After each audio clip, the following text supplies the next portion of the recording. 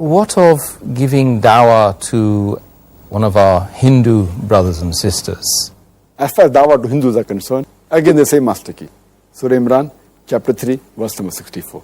Ta'alaw ila kalmatin sawa'in baynana wa baynakum. Come to common terms as between us and you. Which is the first term? Allah na'budu illallah. That you worship none but one Allah subhanahu wa ta'ala. When we ask any Hindu, any common Hindu, how many gods do you believe in?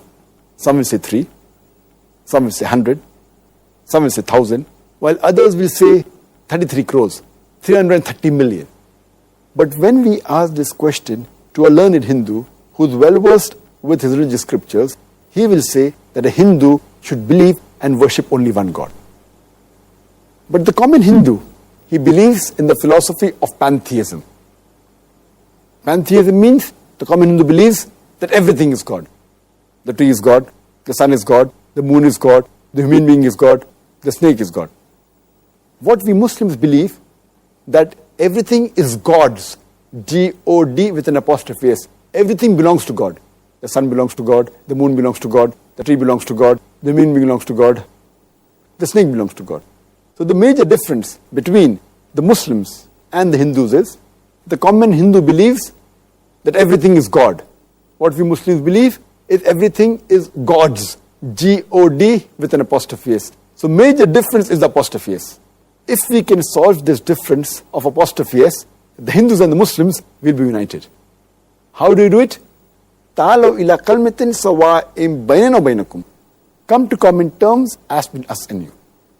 When we read the religious scriptures of the Hindus, it's mentioned in the Chandogya Upanishad, chapter number 6, section number 2, verse number 1. Ekam evidityam. God is only one without a second. It's mentioned in the Sweta Upanishad, chapter number 6, verse number 9. Nachasti kasij, janitana chadipa. Of him, there are no lords. He has got no parents. Almighty God has got no superior. He has got no mother. He has got no father. It's mentioned in the Sweta Upanishad, chapter number 4, verse number 19. Na tasya pratima asti. Of that God, there is no pratima. Pratima is a Sanskrit word which means Almighty God has got no images. He has got no photograph. He has got no sculpture. He has got no painting. Almighty God is without any pratima. And the most common book read by the Hindus is Bhagavad Gita. It's mentioned in Bhagavad Gita, chapter number 7, verse number 20. All those whose intelligence has been stolen by material desires, they worship demigods. That means those are materialistic people, they worship demigods. In some of the commentaries, it says idol worship. And amongst all the Hindu scriptures, the most sacred, the most authentic are the Vedas. There are 4 Vedas: Rig Ved, Yajurved, Samved and Atharvaved. It's mentioned in Yajurved, chapter number 32, verse number 3. Na tasya pratima asti. Of that God, there is no pratima. Pratima, as I mentioned earlier, means Almighty God has got no images. He has got no sculptures. He has got no photograph. He has got no painting. All these do not belong to Almighty God. And it's mentioned in Yajurved, chapter number 40, verse number 8. Almighty God is imageless and pure. It's mentioned in Yajurved, chapter number 40, verse number 9. Andhatma pravishanti ya asambhuti vipaste. Andhatma, Sanskrit word, meaning darkness. Pravishanti means entering. It means they are entering darkness, those who worship the asambhuti. Asambhuti means the natural things like fire, water, air. And the verse continues, they are entering more in darkness, those that worship the sambhuti. Here, sambhuti means the created things like table, chair, idol, etc. So the verse says, those who worship the natural things like fire, water, air, they are entering darkness. They are entering more in darkness, those who worship the created things. And amongst the Vedas, the other Veda is Atharvaved. It's mentioned Atharvaved, book number 20, hymn number 58, verse number 3. Dev Maha Asli. Verily, great is Almighty God.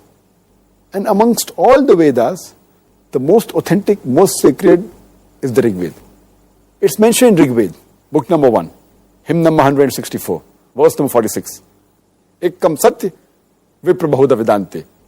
Truth is one, God is one, but sages call him by a variety of names. That means there are various attributes given to Almighty God. And in Rig Veda alone, in book number 2, hymn number 1, there are no less than 33 attributes given to Almighty God. It's further mentioned in Rig Veda, book number 8, hymn number 1, verse number 1, Ma Chidinadi Sansad. Worship him alone, the one true God. It's mentioned in Rig Veda, book number 6, hymn number 46, verse number 16. Ya ek it mushtihi. There's only one God, praise him alone. And the Brahma Sutra of Hindu Vedanta is Ekkam Braham Devta Naste, Nena Naste Kinchan. Bhagwan ek hi hai, dusra nahi hai. Nahi hai, zara bhi nahi hai. There is only one God, not a second one. Not at all, not at all, not in the least bit. So in this way, by doing comparative study, coming to common terms, we can convince a Hindu from his scriptures that they should only believe in one God. That's Tawheed. And get him closer to Allah subhanahu wa ta'ala. And for more details, I've given a talk on similarities between Islam and Hinduism. And I've proved the various similarities about various aspects. And that way you can, based on the verse of the Quran, Ta'alaw ila kalmatin sawa'im baynana wa baynakum.